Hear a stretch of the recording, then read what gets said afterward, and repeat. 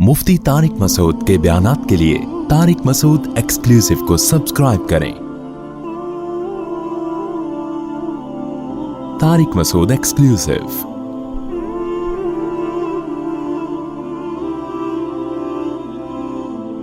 कुरान मजीद में अल्लाह ताला का इरशाद है, वमिन अहलिल किताबि मन इन तअमनहु बिदीनारिन ला युअद्दिही इलैक इल्ला मा दुमता अलैहि काइमा वमिनहुम मन इन तअमनहु बिकिंतारि युअद्दिही इलैक।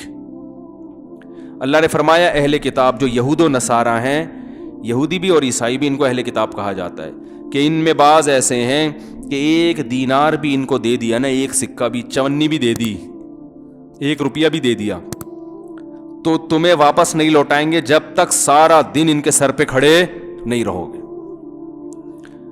और फरमाया इनमें ऐसे भी लोग हैं कि सोने का पहाड़ भी अगर दे दिया तो फौरन वापस लौटा देंगे। तो अल्लाह ताला ने अहले किताब में भी बुरे और अच्छों की जो तारीफ की इस मौके पर, उसमें भी मायार पैसों का लेन देन। तो पैसों से बहुत जल्दी इंसान ट्रेस हो जाता है कि आदमी कैरेक्टर का कैसा है।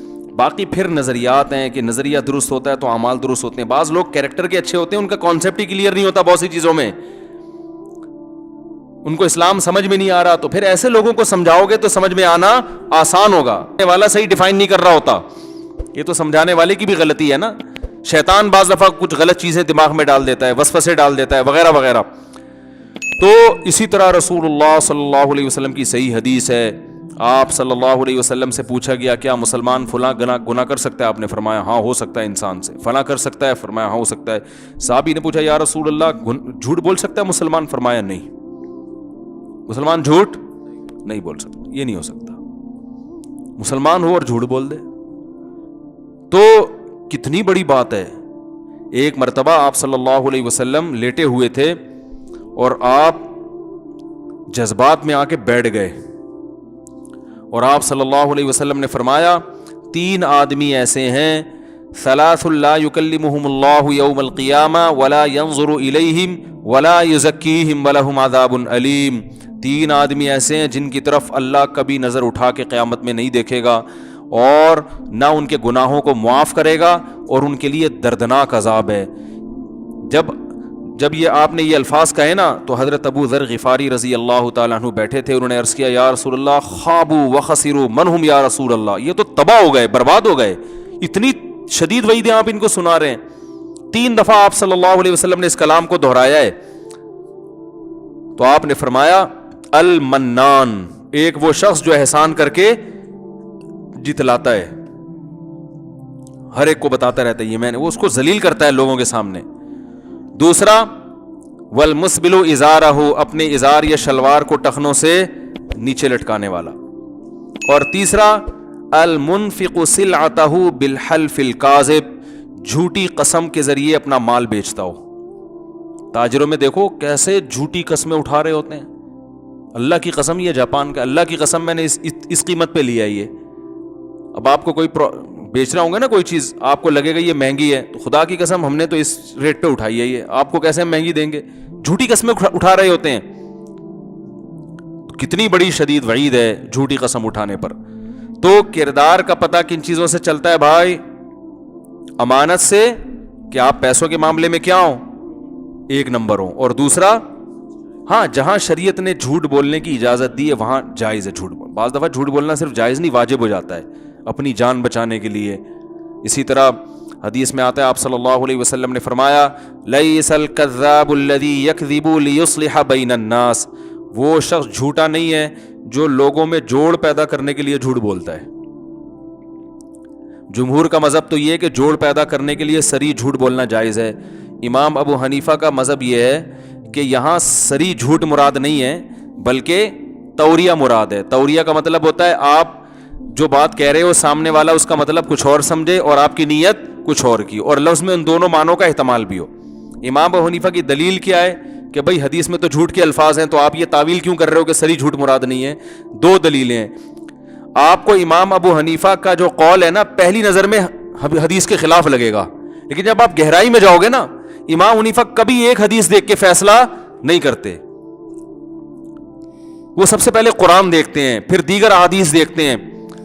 تو ہم وہ کہتے ہیں قرآن میں کیا ہے، لعنت اللہ علی الکاذبین، جھوٹ بولنے والوں پر اللہ کی لعنت. تو قرآن کی آیت میں عموم ہے، قرآن نے اس سے کسی کو مستثنا نہیں کیا.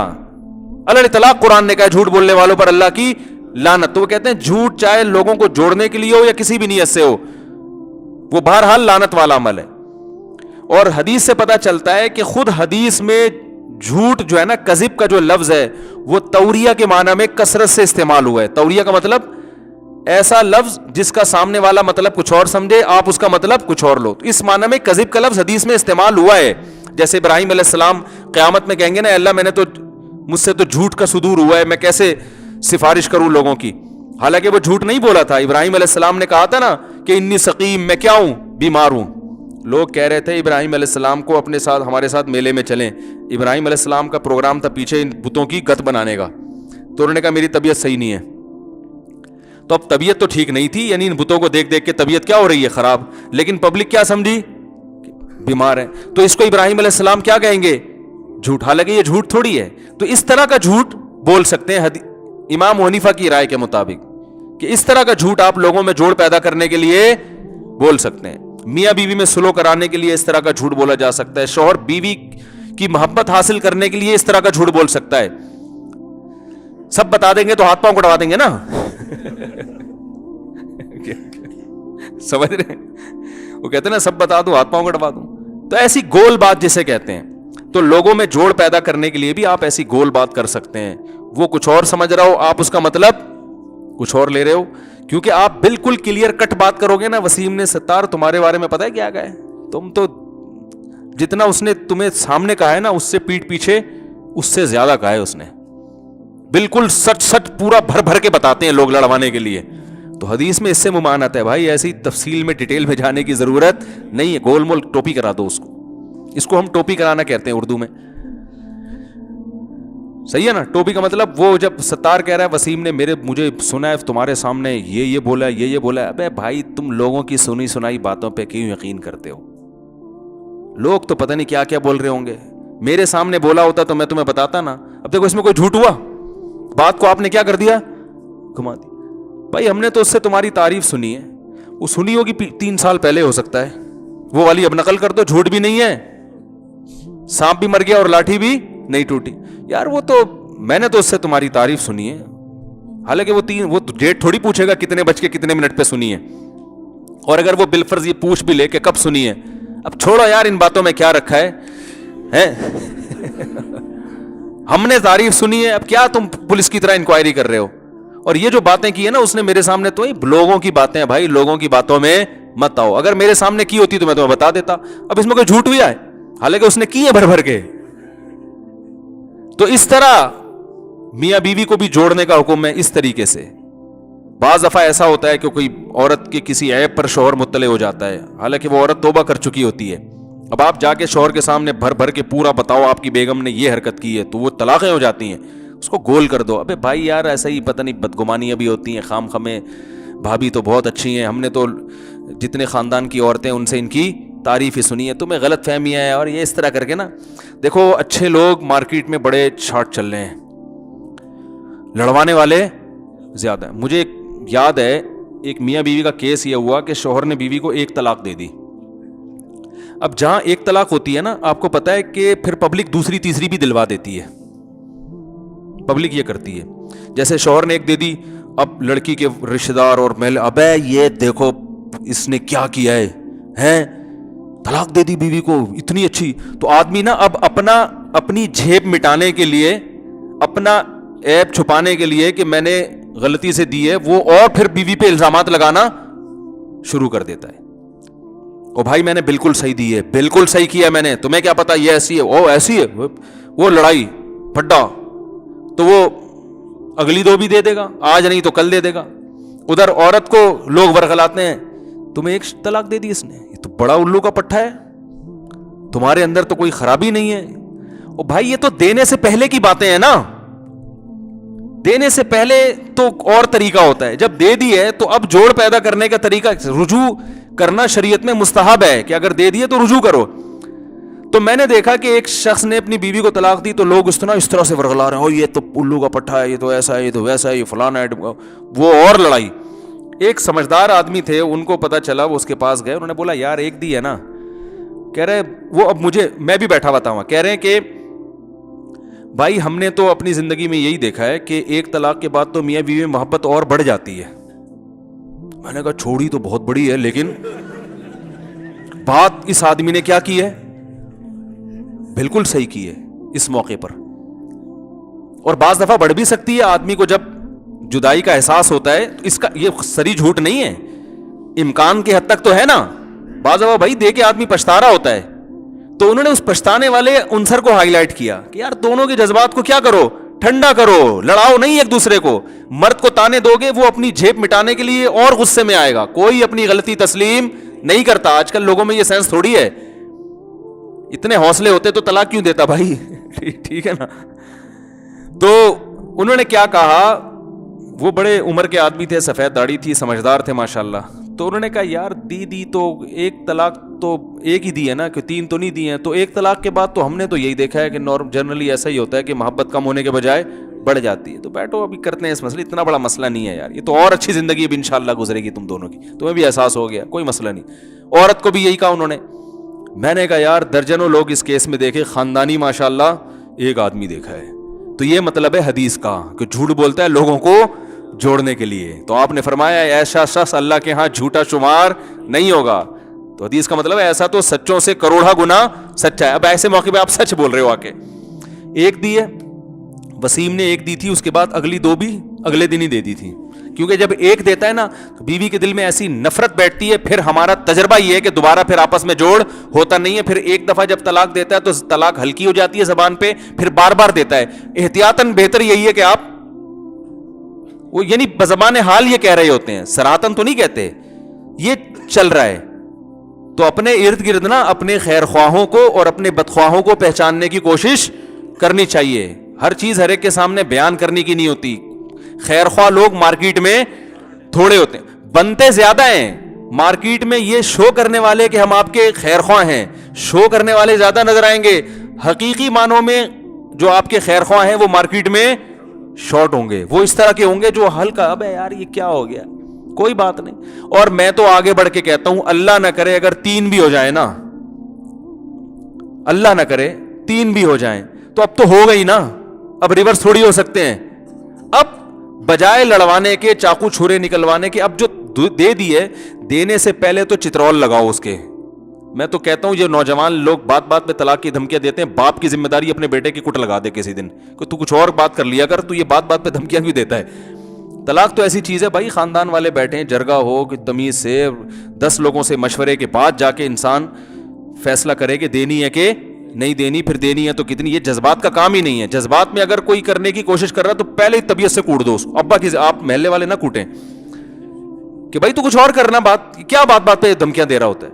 دینے سے پہلے تو یہ تب دے دی ہے, اب شریعت کہہ رہی ہے اب نہیں ہو سکتا, اب اس کے شر تو ہو گیا, اب اس شر کو ختم نہیں کیا جا سکتا, کم کیا جا سکتا. اب میاں بیوی ایک دوسرے پہ الزام لگائیں گے تو یہ شر کم نہیں ہوگا بلکہ بڑھے گا. نفرتیں پھیلیں گی, بچے چھینیں گے ایک دوسرے سے. عورت کا بس چلا وہ باپ سے نہیں ملنے دے گی, باپ کا بس چلا وہ ماں سے نہیں ملنے دے گا. خرچوں پہ پھڈے ساری. اب کیا ہے بھائی, خاندان والوں کو چاہیے بھائی ایک چیز ہو گئی, اب اس کو تمیز سے, جیسے آٹے میں سے بال نکالا جاتا, تمیز سے بیٹھ کے حل کرو, کوئی بات نہیں اب ہو گئی. بات تو یہ نہیں کہنا چاہیے کوئی نہیں ہے, لیکن جب ہو گئی تو اب کیا ہے, ختم. تو اب آرام سے اس کو حل کرو یار. بعض دفعہ نہیں بن رہی ہوتی, علیحدگی ہو جاتی ہے. اب اس کو بہت بڑا ایشو بنانے کی چندہ ضرورت نہیں ہے, کوئی بات نہیں. بچے اس کے بھی ہیں, اس کے بھی ہیں. بچوں کی خاطر جو ہے نا, اب آپ دونوں میاں بیوی والا تعلق تو نہیں ہے, لیکن اتنا تعلق تو ہے کہ وہ آپ کے بچوں کی ماں اور یہ آپ کے بچوں کا باپ. تو نہ آپ اس کو ماں کے خلاف ورغلاؤ گے اور نہ ماں بچوں کو باپ کے خلاف ورغلائے گی. اس کے ذمے خرچہ ہے, اور آپ خرچہ اتنا نہیں مانگو کہ اس کی جو ہے نا وہ زندگی عذاب میں آ جائے. قرآن نے کیا کہا ہے, لا تضار والدۃ بولدہا ولا مولود لہ بولدہ. نہ بچے کی وجہ سے باپ کو نقصان پہنچایا جائے اور نہ بچے کی وجہ سے ماں کو. دونوں سے ملنے سے روکا بھی نہیں جائے گا. اور جو شریعت کے حکام ہے بھائی, کسی کو ثالث بنا کے تمیز سے محبت سے فیصلہ کر لیتے ہیں. جن لوگوں نے بھی ایسا کیا ہے نا وہ خوش ہیں, ان کے بچے طلاق کے باوجود بہت اچھی طرح سے پلے بڑے ہیں, اور جنہوں نے ایسا نہیں کیا نا وہ عذاب میں آئے ہیں. بعض دفعہ ماں بچوں کو چھین کے لے جاتی ہے, لیکن بچے پھر یاد رکھو ماں کے بھی نہیں رہتے, کیونکہ باپ کا سایہ محروم کر دیا نا, وہ بچہ نہ باپ کا رہا نہ ماں کا رہا. اور اگر باپ لے گیا تو ماں کی ممتا سے باپ کے خلاف دل میں ان کے جذبات پیدا ماں کے خلاف جذبات یعنی باپ کے خلاف جذبات پیدا ہوتے ہیں ان کے دل میں. تو رسول اللہ صلی اللہ علیہ وسلم نے ایسے موقع پہ جھوٹ بولنے کی اجازت دی ہے, لیکن یہاں جھوٹ سے مراد کیا ہے؟ گھما کے کچھ ایسا کر آ کے کہ اس ایسے پہلو کو اجاگر کیا جائے جس میں جوڑ کا عنصر, بولو نا بھائی, زیادہ ہو. ہم پتہ ہے کیا کر رہے ہیں؟ الٹا کام کر رہے ہیں, ہر ایک کو لڑوا رہے ہیں. اور سچ بول کے لڑوا رہے ہوتے تو بھی گناہ ہوتا, جھوٹ بول کے لڑوا رہے ہیں. فیس بک پہ آپ دیکھ لو کیا طوفان بدتمیزی, کسی پہ فحش الزام لگا دو, کسی پہ چوری کا الزام لگا دو, کسی پہ فلاں الزام لگا دو, کسی پہ کرپشن کا لگا دو, کسی کی بیٹی کو برا بلا کہہ دو, یہ فلاں نہیں کی ہے فلانا, کوئی تحقیق نہیں, جھوٹ بول بول کے لوگوں کی عزتیں اچھالی جا رہی ہیں. تو بھائی آخرت کا خوف ہوگا تو پھر معاملات حل ہوں گے. تو اللہ نے فرمایا وَلَا تُطِعْ كُلَّ حَلَّافٍ, جھوٹ بولنے والوں کو فالو مت کرو. تو حلاف میں نے بتایا نا, قرآن جب برائی کو ہائی لائٹ کرتا ہے تو اعلیٰ درجے کی, تو ایک تو صرف جھوٹ ہے, ایک قسم کھا کے جھوٹ ہے, تو یہ اور بڑا جھوٹا ہے نا. تو اس لیے قرآن نے کہا جو جھوٹی قسمیں اٹھاتے ہیں, جھوٹ بول کے معاشرے میں فساد پیدا کرتے ہیں, ان لوگوں کے پیچھے مت کرو, اس صفت میں ان کی اتباع مت کرو.